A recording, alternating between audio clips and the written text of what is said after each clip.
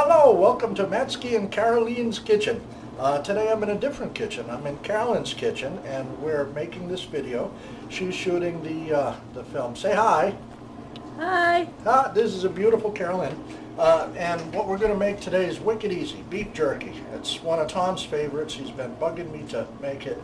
And I'm going to eat so much it's going to make my jaws hurt. So it's one of my favorites too.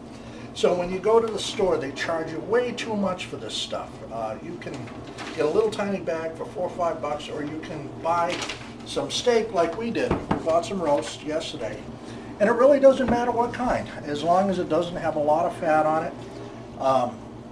What's on sale is good. What's going to happen is the meat will dry out. It'll get all the flavor of the marinade you put in it, and that's what you're really looking for. The meat is just the holder of the flavor here. So, and it will make you happy. Now, there's a million recipes also on the internet, but I went to Alton Brown's site. My friend Alton Brown, he's the greatest cook ever. I figured he would have the best. So we're going to give it a shot. His recipe calls for you to dry it in a big cardboard box with a fan, which would probably work too, but I kind of like drying it in the oven, because there's no little creatures flying around in the air that would stick to it like a fan would provide.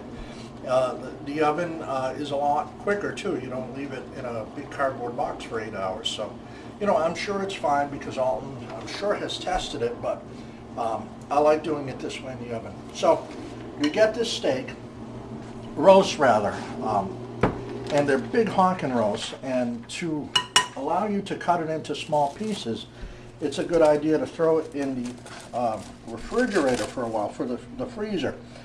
This will stiffen up the meat and allow you to slice these little 1/4-inch slices. Trim off as much fat as you can.